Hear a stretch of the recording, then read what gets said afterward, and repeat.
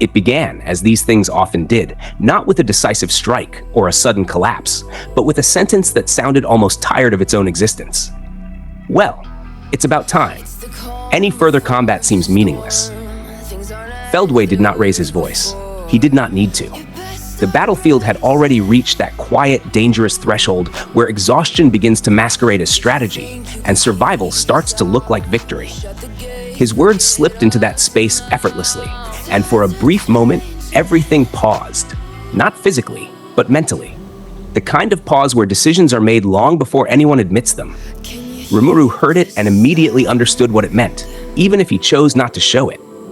Relief came first, sharp and uninvited, followed quickly by irritation. If that was the conclusion, then it could have been reached earlier. But war rarely rewards efficiency. It rewards timing, perception, and the ability to leave before the cost becomes visible. He didn't have the advantage here. That much was clear. The castle itself felt wrong. Not just hostile, but observant, as if the structure was less a location and more a participant. Communications had failed. Reinforcements were uncertain. The plan, such as it was, had already been stretched thin by assumptions that no longer held. Even optimism began to feel like a liability. He glanced toward the others without turning his head. Benimaru was still standing, but only just. Jahil was pressing him hard, too hard.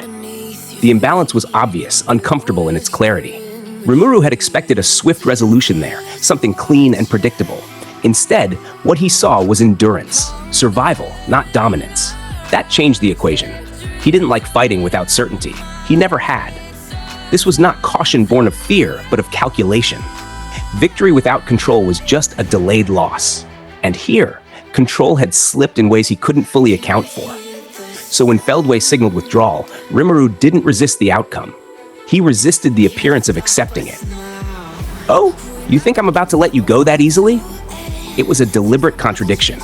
Not truth, but posture. A small performance designed to shape perception rather than reality. Around him, reactions shifted. Sylvia's glare was immediate, slight sharp with disbelief. She understood the risk. Pressing now could unravel everything. But Rimuru wasn't pressing. He was guiding. Feldway responded, not with anger, but with a measured accounting of what had already been achieved. Leon secured. A traitor eliminated. Intelligence gathered. It was a clean summary, almost clinical in its detachment. He wasn't retreating out of weakness. He was concluding an operation. That, more than anything, made him dangerous. Rimuru smiled anyway, though there was nothing warm in it. "Oh, what? You scared of me? My friends are gonna run in here pretty soon. Then I win for sure." The words were childish on the surface, intentionally so, but beneath them was something precise. Pressure, not on the battlefield, but on the decision-making process. If Feldway hesitated, if he reconsidered, then the situation could spiral into something far worse. So Rimuru pushed, even as a part of him repeated the opposite. "Go away. Just go." The clash resumed briefly, more out of habit than necessity.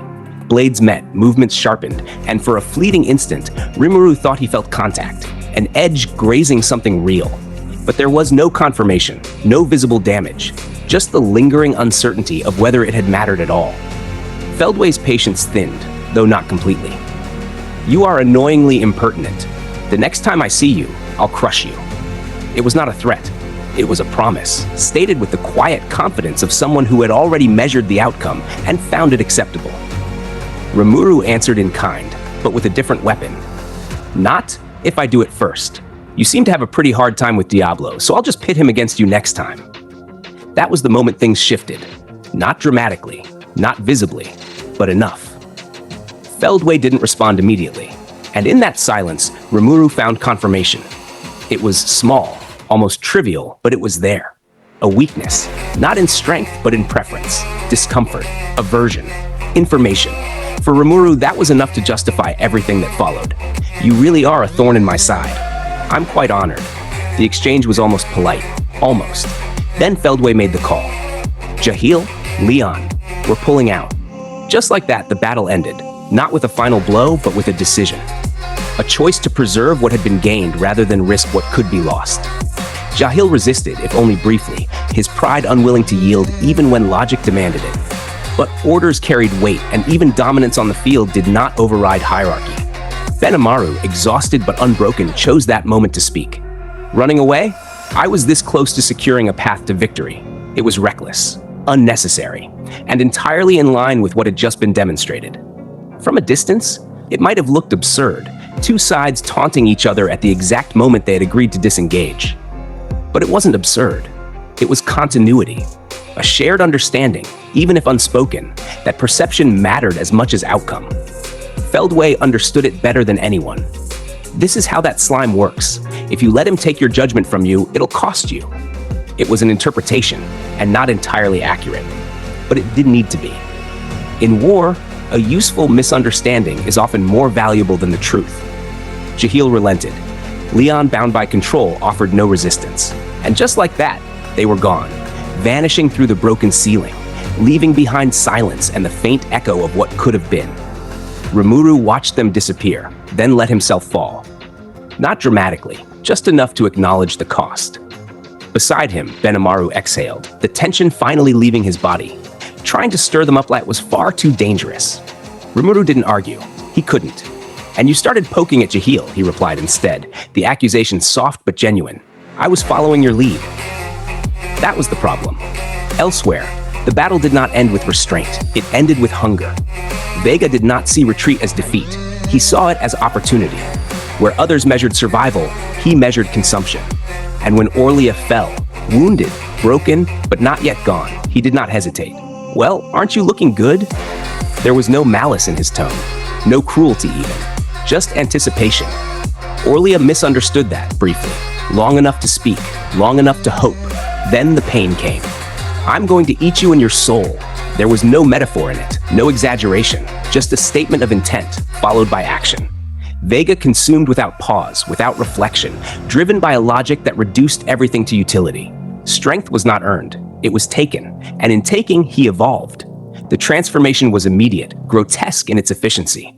Armor reshaped, power condensed, presence expanded. He became something more, not refined, not controlled, but undeniably stronger. Kumara saw it happen and understood her mistake. She had let it happen, not out of ignorance, but out of hesitation. A single moment of restraint, and the balance shifted irreversibly. It was a lesson she already knew, reinforced with brutal clarity. Strength required decisiveness. Anything less created openings. But she did not act. Not this time. Because she also understood something else. That rushing forward now would not correct the mistake. It would compound it. And so she waited, choosing survival over redemption. That decision saved her. We have orders to retreat. Mai's arrival was quiet, almost incidental, but her presence carried authority, and Vega obeyed, not out of loyalty, but because instinct told him he had reached his limit for now. The battle ended again, not with resolution, but with interruption. Later, in the stillness of the meeting hall, the aftermath took a different form. Words replaced weapons. Analysis replaced instinct, and yet the tension remained, quieter, but no less real. Soe spoke of failure without hesitation. Not dramatic failure, but incomplete success. Enemies escaped.